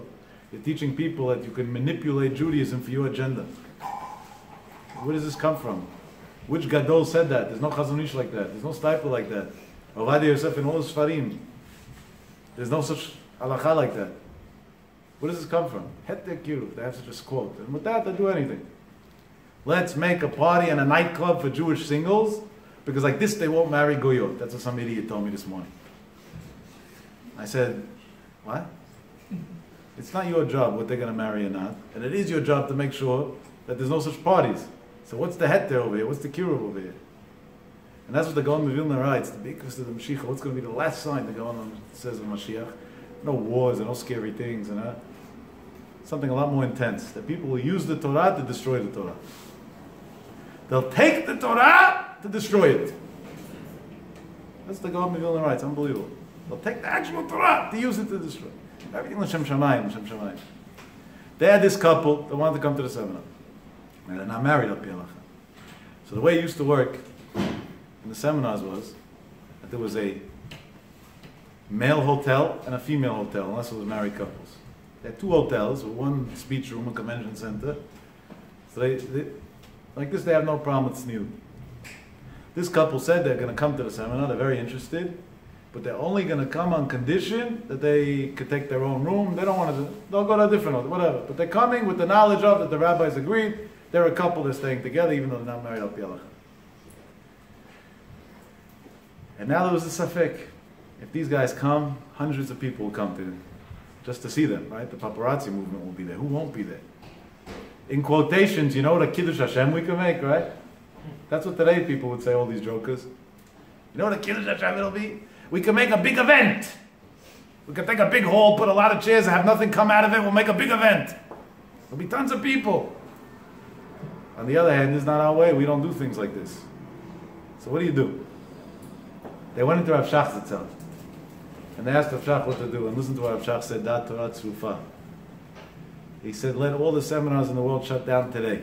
Let all the Kiruv organizations in the world shut down today. Let all the speakers in the world stop speaking today. But one Chumrah of Magen Avraham, we're not going to change for them. And that's the measuring stick, the ruler that Rav Nissim lived with his entire life. With all his pi'ilut, all his activities in the entire world, with all his mitzvot, with all his ma'asim tovim, with all his kiruv, with the most successful kiruv institution ever, because it wasn't an institution, it was a one-man show. There was never a chumrah, not a halacha, a chumrah of halacha that was budged one drop. Because we don't destroy the Torah with the excuse of spreading more Torah. Because Torah like that we don't want to spread. We want to spread pure, authentic Torah. Unbelievable thing. This is a concept of an Adam Gadol that was taken from amongst us. Where do you see this, bud? Where do you see it? You know where you see it? What lasts and what doesn't last. You know the difference between Rav Nissim students and many other students over the year? Rav Nissim pushed them to yeshivot. They became Talmidei Chachamim. Tens of thousands of Sephardic boys, literally, that today are in yeshivot in Israel. Bli ayin hara ken yirbu. I don't know if you guys are aware, but based on the current counting of yeshivot and kollel in Israel, the majority is Sephardic yeshiva students. Who would have thought that? The majority, over 50%.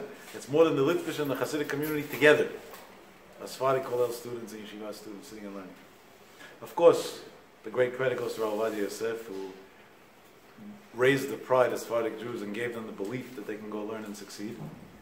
But in order to get that far, they needed Rav Nissim to first get them to the point that they were willing to even listen to Rav Yosef. You needed step one before step two.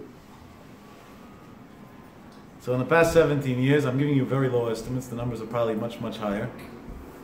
Not only didn't his Torah die out, or his way die out, or his message die out, but over 25 million hours of Torah recorded on CDs in Hebrew alone, besides the English ones that we have a few, were spread in the world.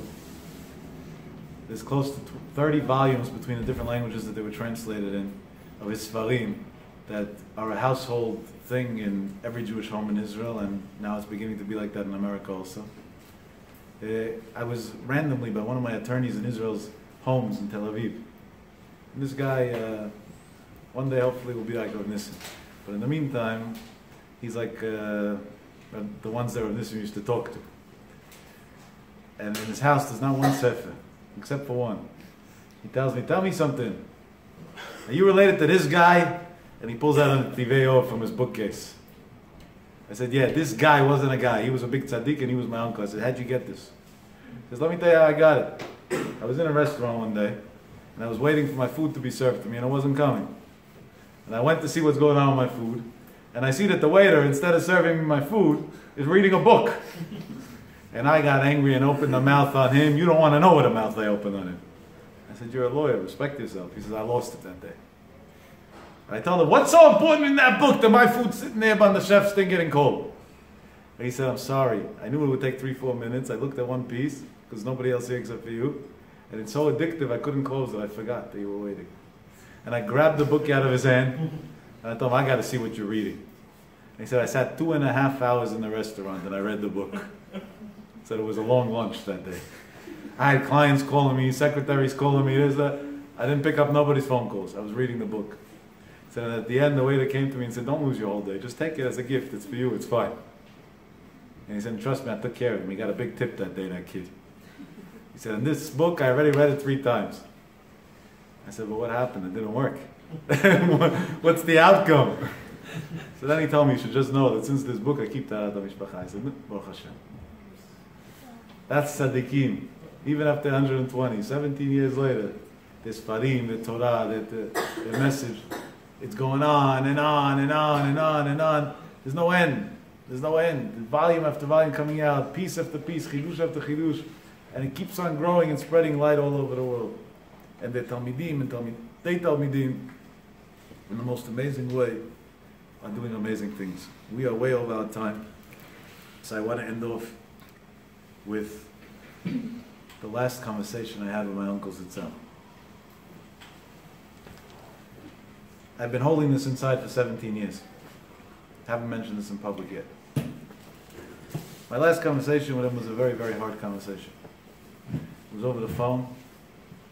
I was in denial, but he wasn't. It was a sichat prida, a goodbye conversation. Well, he told me different things about my personal life and other things. Advice that he gave me. One of them I'll share with you. He said, Yaakov, listen to an eitzah that I'm giving you. No matter where you are, no matter what following you do or don't have, never sit up front in the shul. Always sit in the back corner. He said, because all those who sat up front lost their olam haba, because it got to them. They thought they were great and they started talking stupidity. Sit in the back corner. That was one of the last things he told me in his life. That was what was important to him. And a bunch of other things. Towards the end of the conversation, I was already in tears, and I told him, listen, what do you mean? You got to live. He said, forget about that Am Yisrael needs you. Forget about your wife needs you, your kids need you more than everybody. It's a lot deeper than that. You always said that you'll be there for me forever. You can't go. This is what he told me. He said, I'm telling this to you, and I'm telling this to all your friends forever. That whoever is going to be there for me when I'm upstairs, I'll be there for them when they're downstairs. I'm not leaving it. Just keep the relationship. Those were the last words I heard from my uncle in his life. And I want to tell you, day after day, month after month, year after year, I've been through a lot, some of you may know. A lot of ups and downs, a lot of struggles, a lot of challenges. I've seen Nisim Kishmo Kenu, like his name is exactly him. I saw miracle after miracle, time after time, in the clearest ways. Not in ways that's a question, not in ways that's a doubt. I'll tell you one story, it's not about me, because if it was about me, I would be scared to say it over. Today it's not politically correct. It was a situation that a girl, she used to live in Muncie, and she was in Israel, who, she's married with kids. She came to me once and she told me that her ex-boyfriend, that she's still acquaintances with, I never understood what that means. Let's be friends? What is friends? Friends in my Torah is karet. That's what my friend. What's friends? Let's be friends. We won't get married, but let's be friends. I'm not sure what that means exactly. There's no such siman like that. He says this person who let's be friends is dating a French Goya. And he has a wedding date 10 days ahead. And we don't know what to do about this. So I said, what do you want from me? I don't speak French. That was my answer. I don't speak French. He says, no, he's Israeli. Speak to him in Hebrew. I said, where is he? He's in Israel. Call him on the phone. I said, what am I going to talk to him? I got nothing to tell him. Try. I picked up the phone, I called him after 3 minutes, I got hung up. Called me all different names and slammed the phone on me. That was the end of that conversation. I don't blame him. I would have done the same. Some stranger calls him from America, do this, don't do that. Get out of here. What do you want from me? And when this girl witnessed this conversation, how it failed in the biggest way in the world, she was heartbroken. She said, so what do I do now? I said, I don't know. I wish my Uncle Nissim was alive. He knew how to do this. Hundreds, maybe even thousands of Jews that were dating Goyot or vice versa, he saved. But he's not alive anymore. I got nobody to consult with. I don't know what to do. And she told me these words, let's consult with him together right now. I said, he's dead. How are we consulting with him? So we can't even go to his kever. We're in Muncie right now. This was in Muncie. It was in an office on 16 Dulcin Road in Muncie. I even remember where it happened. He said, what do you mean? You don't know that if you light a candle for a tzaddik, you connect with his neshama? Let's light a candle for the tzaddik. I said, and what's going to happen then? Hashem should forgive me for being such a skeptic. Hashem should forgive me. She said, I don't know, but we have no other way to ask him. You said that's who you would ask. So let's do it. I said, you do it. I don't do these things. So to me, it almost seems like Doresh el Ametim, asking dead people. I don't know. This sounds weird to me. In front of my eyes, she went to some room. I don't know where she dug a candle up from. It wasn't even a real, like a candle like we have here, tea light or whatever. She found a candle that's made for scent, because the office didn't have the best smell there all the time. So she used to keep in the office in the storage candles for a smell. There should be a good smell in the room. She took it was a red candle, I even remember the color. Took a red candle, put an aluminum foil under it, it was a big one. She lit it. She said, this candle's Leilun Nishmat Rabbi Nissim Me Zechat Tzadik Livracha. But I'm steering and I'm like, now what? And with my chutzpah, Hashem should forgive me, I said, no, you got an answer? And I guess she was so naive that she thought he was going to come down or something, I'm not sure. But he didn't come down, he was a no-show. And she started crying. And with tears in her eyes, she said, Rav Nissim, your nephew says he would have asked you what to do. And you're not here. So we can't ask you. So instead, you take care of the problem. I said, it's a beautiful prayer. I said, who knows, maybe the prayer is going to help. That's the best we could do at this point. I said amen to her prayer, and I left the office that day. I went back into my car. I said a shiur in some yeshiva I was teaching in at the time in Muncie and drove back to Lakewood. It must have been about 11:30, 12 in the afternoon the next day. I see on my caller ID, phone call after phone call after phone call from the same number. I didn't recognize the number. I know I don't pick up numbers I don't recognize. But when it's a bunch of times in a row, I said, you know what, maybe it's pikuach nefesh, let's pick up. I was still in Kolel, part-time. I went outside of the room, I picked up the phone, and it's this girl at the other end of the line. It was her cell phone. I didn't know her cell phone number. She says, it worked! I says, what worked? She said, the candle, you won't believe it! I said, I won't believe what? What worked? The candle smells good, everything's okay, the office smells good today. What happened exactly? She said, no. My ex-boyfriend called me and told me, and that's why I said if this story would have been with me, I would have never said this story, because it's dangerous to say stories like this in today's era. All the idiot bloggers and whatever, they have what to write about you afterwards. She said, the girl was walking on the street, and friends, some drunk driver hit her, and I don't know, maybe she's in Gan Eden, I don't know where she is. She's somewhere. So there's just nobody to marry, a technical issue along the way. That's not a politically correct story, you understand why I wouldn't say it for me. But yeah, that was the deal with Rav Nissim. He never stopped working for anybody under any circumstance. And I end off with one more story, because this I just got to share with you. I shared it a bunch of years ago.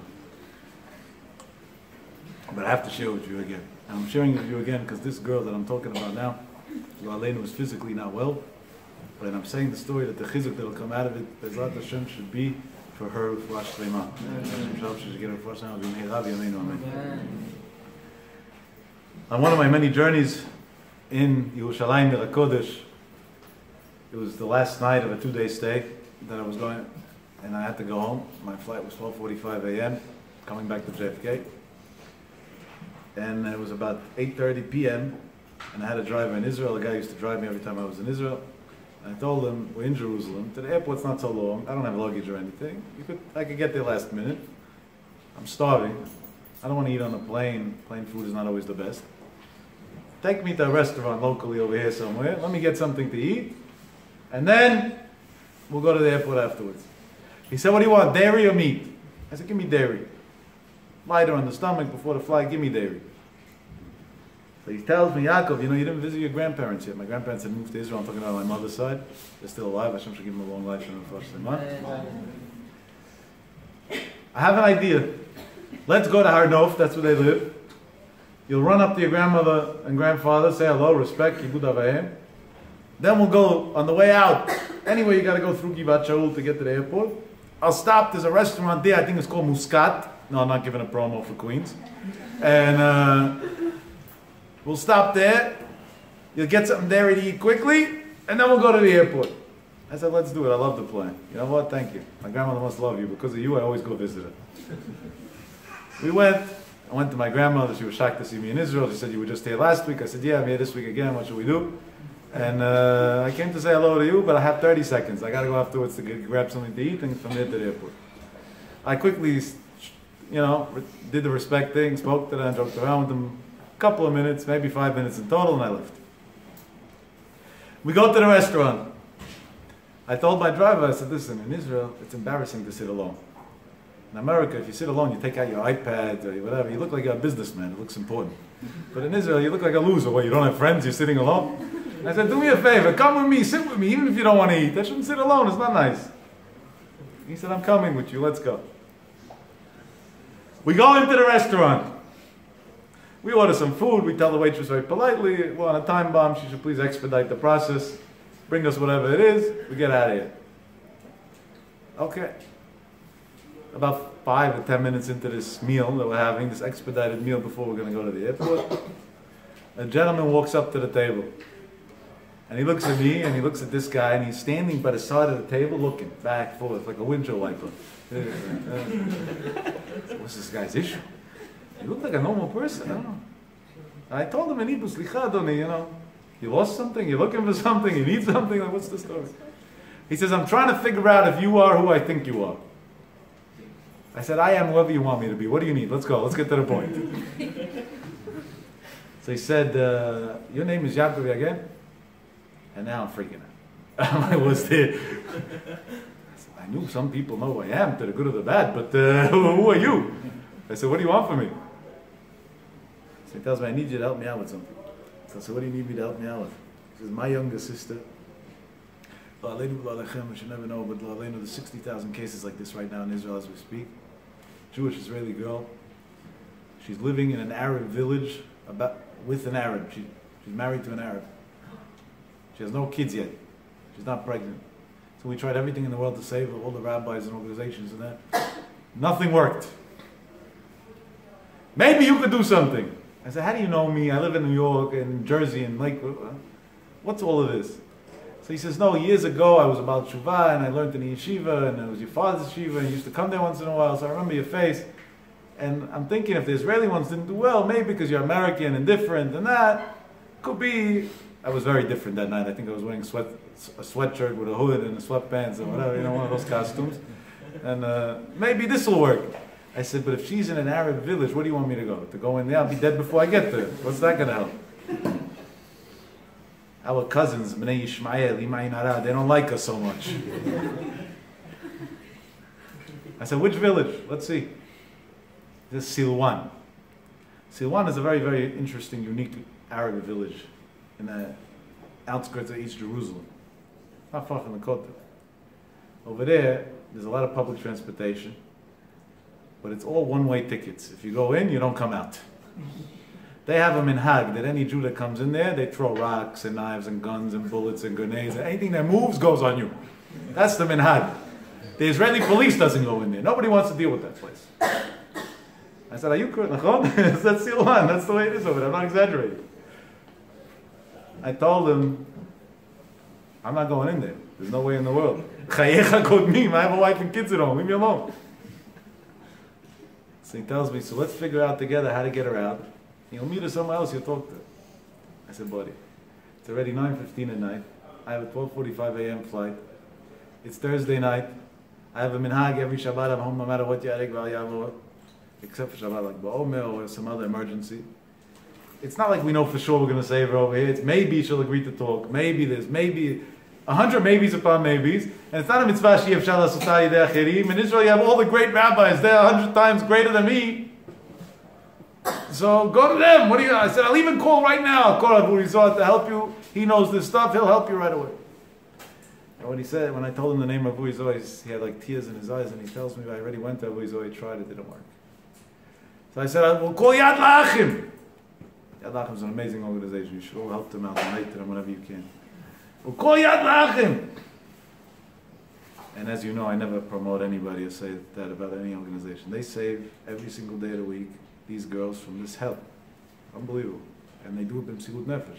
They risk their lives. They come out injured and wounded, and they do it anyway. They don't stop. That's their b'msilut nefesh. Unreal. He says, "Yad La'achim tried already 5 times, it didn't work."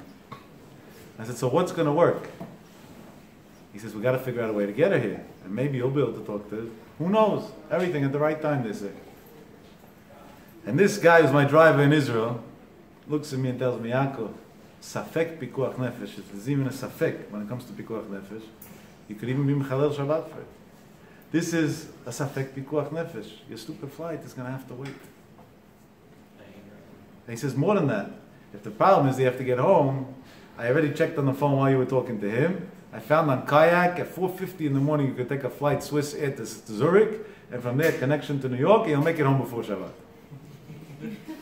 I said, "When before Shabbat? By the Chadodi, by Mishmor Shir? When exactly?" He says, "No, it goes into JFK. Your in-laws live in JFK. Worst case, you'll walk to the house."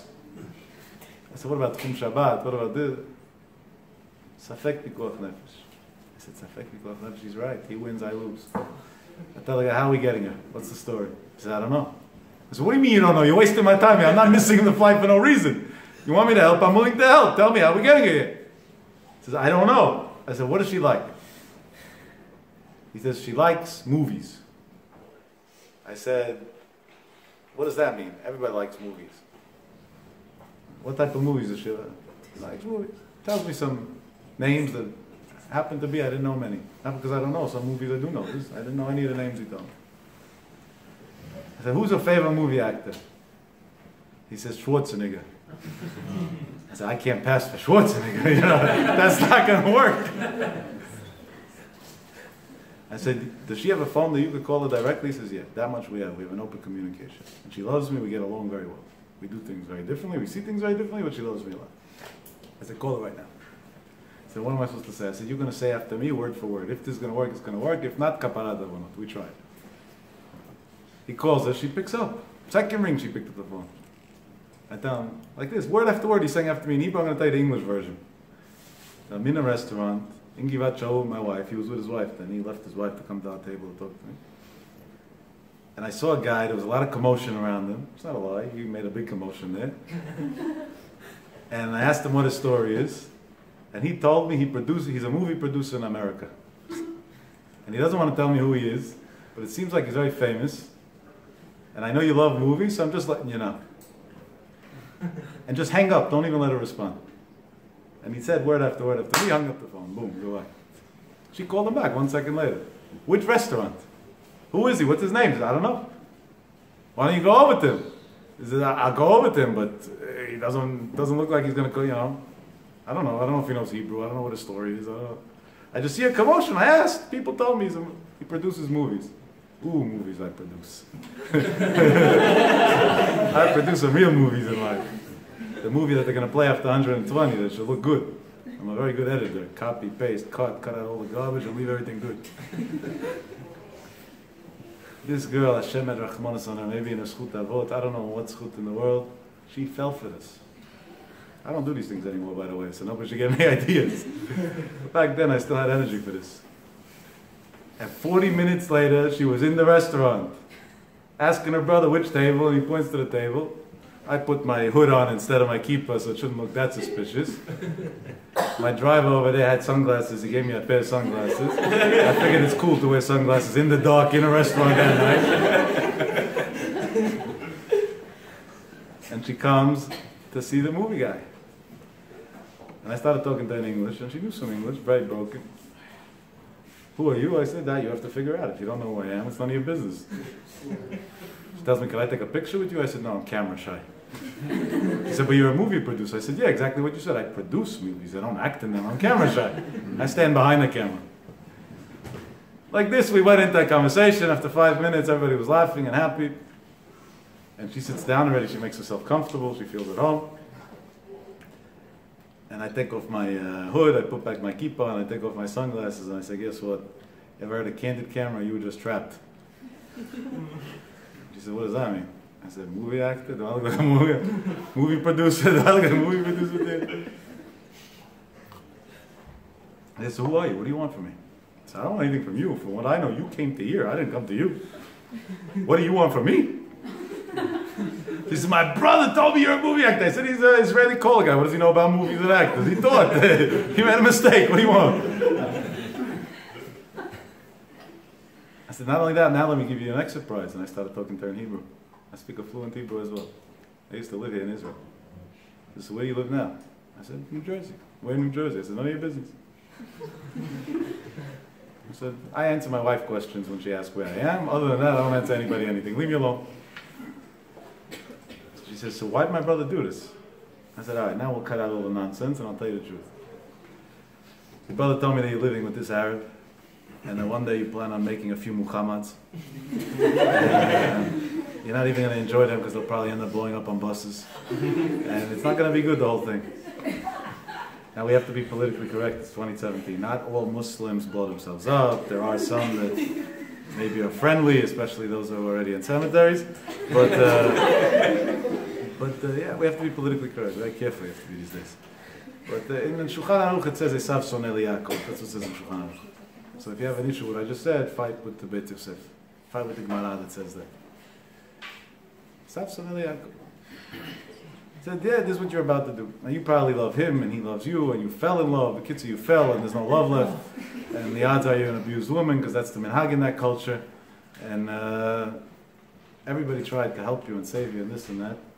And nobody succeeded. So your brother thought that I'd be the one that's going to succeed. I'll tell you the truth. I didn't want to talk to you. I had no interest in talking to you. I got to be home with my wife and kids for Shabbat. This is not for me, this whole thing. But my driver right here, and I pointed to the guy sitting, told me about an hour ago at this point that it's a safek pikuach nefesh. So now let's be serious. Can I still make my flight or do you want to talk? I said, because by now I think I might borderline make my flight. Decide in 30 seconds. What got in there, only Hashem knows. He says, you sound like an interesting guy, I want to talk to you. At that point, I winked to my driver, go book the Swiss air flight. Maybe the Swiss will make some money off of us tonight, and let's go. So we sat down to have a little conversation, and we got to midnight very quickly, and at midnight, the owner of the restaurant comes over to me and he tells me that the restaurant's closed, and it's time to leave. Now, in these situations, there's one shot. If you mess it up, it's over. And I ain't going to jeopardize the Jewish life over him closing his restaurant. So I told him, give me 1 second. I walked to the side with him. I didn't want to hear this part of the conversation. And I said, I want to book a private event in your restaurant. Can you give me a price list? He says, yeah, there's a minimum of 30 people. It's X amount of shekel per person. I said, how many hours does a private event last for? He said, 3 hours. I took out 3,000 shekel from my pocket. I said, this will cover me for the next 3 hours. I just booked the private event. He said, and what's on the menu? I said, you want to cook for us? Bring out whatever you want. Okay. He said, but if you're asking me, I'm full. I'll be polite, offer her a tea. That may be a good idea. I said, and not only that, if we have to tip a waiter, you got to keep somebody else here just in case. Shouldn't be a problem in yichud. Here's money for him too. So he says, what's this? I says, none of your business, what's this? I booked a private event. You were like, you're Israeli, you should like money. We should all like money. Here, honest money, cash, goodbye. This guy told me, you're an American Majnun. But I love money, you're right. You want me to sit here for 1,000 shekel an hour? God bless you, no problem. He says, if you want anything, just call me, I'm here. My waiter will be here too. Let me know. And like this, we started talking and talking. Continued, not started. Now it's 3 a.m. and it's a dead end. This ain't going nowhere. So I filed for an extension with this guy. It cost me a few more bucks. At 3:45, I said I did my best. By then, I already missed the Swiss air also. There's no Swiss, and no nothing, and no Shabbat. The only thing that was going through my mind then is that my wife shouldn't get upset at me. That, at least if I come to with a heroic story, saved a girl from an Arab village. No, he didn't make it home for Shabbat. But like this, what am I going to say? Manane. It's not going to work. Now what do I do? And Acog Baruch Hu put something in my head. I told the girl, I said, listen, how are you getting home tonight? She said, I'm taking a cab. I said, no cab's taking you to Sivan. Not even need it. Waste of time. She said, yeah, no, I take him until whatever, Shara Ayot, I think it's called or something, and from there I walk. I said, so why should you waste your money in a cab? Probably 60, 70 shekel. My driver and I will take you. But I got to warn you something. On the way, I got to make one stop. And really, you could do me a favor. So he said, what's the favor? I said, I want to go to some cemetery. It's called Arab Menuchot. And I'm very, very scared. Because at night, in the cemetery alone, it's not pleasant. The ghost is going to start talking. What am I going to do? So maybe come with me. You'll be my bodyguard. And then we'll drop you off at home. I said, not all the way at home, but as close as we can make it out alive. So she said, I'm not going to no Jewish sad. That's not my thing these days. You didn't get it in the past who knows how many hours we were talking? I said, I didn't tell you. You'll wait in the car. I want my driver to be able to come with me. I'm scared to leave the car there alone. You'll wait in the car. He'll come with me. Whatever. We'll figure it out. Just come. And then we'll get a free ride home. This girl with her chutzpah tells me, what type of car do you have? Said, I have a Cadillac. CTV 10, I think it was called. CVT 10 cylinder, one of these. She said, oh, that's a cool car. So now she was interested already. We went to the car. I went to Har Menuchot. I went to Rav Nissim Me. I said, one parak Tehillim. I put my head down on the cave. I said, listen, I tried. I'm not as good as you, which I do. Figure it out. I'm dropping her off at home. The rest is up to you. So I did my best. I lost my Shabbat over this at home. I lost my life over this. Who knows what it's going to cost me now in penalties with 2 airlines with no show tickets. I did my best. Now it's up to you. Turned around, went back to the car. She was sitting in the car and she says, that was quick. I said, yeah, no, I just had to play a quick visit. And look. Dropped off at home. Not at home, but whatever. The closest place that was safe to go. Now I need a hotel. 4:30 already in the morning. I had no plans of being in Israel. Shabbat. Where am I going? I decided to go to the King David Hotel in Jerusalem. So I'm going to go there. Maybe it's not booked. They have a lot of rooms. They're expensive. Not always people use them. Maybe I get a room there. I live for Tanaf, for Shabbat, for something. I had a student who worked there also. I said maybe they'll hook me up a little bit. I went in there. I come in 4:30, 4:45 in the morning. So you got a room for me for 2 nights. Till Saturday night. They said, yeah, sure. How much? They told me a price. It wasn't so pleasant to hear, but more than you pay in Trump or whatever building. I used to say Trump Plaza. Today that means I have an agenda. So in the Mandarin Oriental Manhattan, I said, okay, kaparat avonot, safek pikuach nefesh, right? Give him my credit card and go up to bed. And now I'm battling with myself. I want to go to sleep. I'm dead tired. On the other hand, I first got to call my wife to break her the news. I also got to pray shacharit. Once it's already alot, you're not allowed to go to sleep until you say Shema, at least preferably shacharit. And like this, I'm fighting with myself. So I make a phone call. Honestly, this was a bunch of years ago. I don't even remember exactly what I did or didn't tell my wife what I said. I have no clue. But she found out that I'm staying in Israel for Shabbat. I'm sure she wasn't so excited about it. Accepted it, because that's what we do. We sacrifice our lives for Klal Yisrael, but, you know, ideally a father should be home for Kiddush. And then I said, I'm going to go to the Kotel. I'll pray Cnet, and I'll come back. My driver was already too tired to drive. He dropped me off and he left. He went to his house. I was in no car. I flagged the cab. I went to the Kotel. I'm by the Kotel. I forgot to put my phone on silent, or shut it off. Preferably shut it off when you pray. By now it's already 6:15 a.m. and the phone is ringing and ringing and ringing off the hook. I said, I wasn't supposed to be in Israel. Who's calling me? I look to see, it's not my wife, so who's calling me? I pick up the phone. I pick up the phone, there's a female's voice that's way too familiar. But I couldn't place it in my mind whose voice it is. She says, Yaakov, yeah, you're still in Israel? You didn't go to Switzerland? I said, oh, it's you. You're the only one who knows I was going to go to Switzerland. I said, yeah, what do you mean? I said, why were you so late? I missed my flight. There was no Switzerland at that point. I said, where are you? I said, at the Kotel. Where are you staying? At the King David Hotel. I got scared. Maybe your boyfriend wants to come visit me. So I want to come talk to you. I said, with who? He said, alone. I said, what time? He said, I could be there in 15 minutes. I said, 45 minutes. He said, fine. Took off my tefillin on the spot, got into the car, went back to the King David Hotel, and took out US dollars and bribed the whole crew over there. I said, I'm sitting down with somebody, I don't know what their story is, it might get dangerous or ugly. You guys all keep an eye on me right now. Had the whole hotel on call. Sat in the lobby, told them to bring some food. I figured sometimes food calms people down. And let's play it safe. The girl comes along. I didn't believe it. I'm looking. Make sure nobody's outside, no car, no truck. No, I don't know what this is, right? Well, she comes along. Gets out of a cab. I was able to see from the corner of my eye. She came out of a cab, came into the... Sits down. She says, I left him. So what do you mean you left him? He said, he's still sleeping. I left. I took my stuff, I left. So I didn't take all my stuff. I took whatever I could.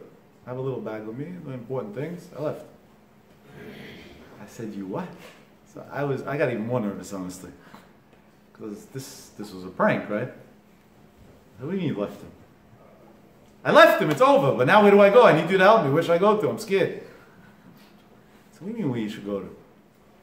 I don't have where to be. I left him. He's going to come after me looking for me. He could kill me. I want to get out of here. Where do I go to? 7 o'clock in the morning, King David Hotel. Where's you going to? So I got to talk to somebody who knows this stuff. I don't know these things. I said, why'd you leave him? Convince me first. She tells me, let me show you something on my phone. I said, what do you want to show me on your phone? And I said, I'm not going to even touch your phone. I don't know if you guys know, there was somebody named Yichi Ayash. He was a big terrorist in Israel. The Israeli Mossad wanted to get rid of him. They gave him a cell phone, and that was his end. It rang and blew him up. 2 days later, his mother died too, because she had call forwarding.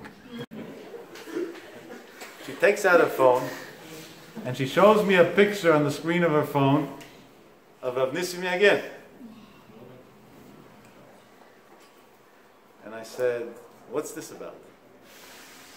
She said, what was the name of the rabbi's grave that you went to in Har HaMenuchot? I said, who told you I went to a rabbi? She said, I'm making assumptions and I have reasons. I said, tell me your reasons, I'll answer you. She said, I went home. And I enjoyed our time together, but at the same time, I figured we wasted our time. I wasted your time, you wasted mine. Nothing was going to change. So I went into bed, I fell asleep. In 5 minutes, I was out cold. And somebody came to me in a dream. And he spoke to me in a dream. I don't know how to tell you how much time it was, but it was some matter of time. And he explained me the most convincing case in the world possible of why I better get out, and I better get out now. And I asked him, who are you? And how do I know that what you're saying is true? And he told me, my name is Nissim Me again, and I'm buried in Har HaMenuchot. And I got scared, and what he said made so much sense to me that I jumped out of bed, grabbed a few things, called you, and came here. Now where do I go? And is this the rabbi that you went to? I said, yeah, it happened to have been my uncle. I said, now you want to know what I did there when you cynically asked me, what did you do there for 30 seconds? I read one parak of Tehillim, and I said, listen, I tried my best, now you do yours. And he stuck to his deal. He did his. I said, but now Tzadekis, we'll find you where to go. Don't worry, everything will be fine. But you tell me one thing first. What did he tell you? So next time I talk to a girl, I don't have to go to the cemetery anymore. I could just say it straight. He said, I'll tell you the truth, this is going to sound weird, but I don't remember one word. I just remember how clear it was in my mind that I better get out because this is my only chance. And that's why I'm out. To make a long story short, we sent her to Europe and from there to the United States of America. She lives in the US today. Ben Porat Yosef, Ben Porat Aleayim. She's married to a guy who works half a day, learns half a day, and she has a normal family. Because Har HaMenuchot and a few thousand shekel to keep an Israeli restaurant open. And where did I get that idea from? From two places. That my uncle would have done the same because that was his style. The sky was the limit on what you do to save a Jew. And because when I ran out of options, I went to my uncle and said, now it's your job to take care of the rest. And that was his goodbye. Take care of me, and I'll take care of you. My dearest friends, I'm giving you over this message for one reason. Walk out of this room a changed person. Walk out of this room with a commitment that every day we're going to think, how did I become better today than I was yesterday? What mitzvah did I do more today than yesterday? Did I have more patience? Was I a happier person? Was I nicer to my family? Was I nicer to my friends? Did I smile to somebody? Did I speak less Lashon Hara? Was I more cautious? Did I learn more Torah? What am I better today than I was yesterday? And if you do that, and you do it as an inspiration, Leilu Nishmat HaTzadik, as he told me, for everybody who I know, he'll be there for you. Zchut HaTzadik should bless you all. You should have a long, happy, and healthy life, protected from all harm, from Agdil Torah, L'Adira, Zerot Tevot, V'chol Tuv Sela, Amen v'Amen.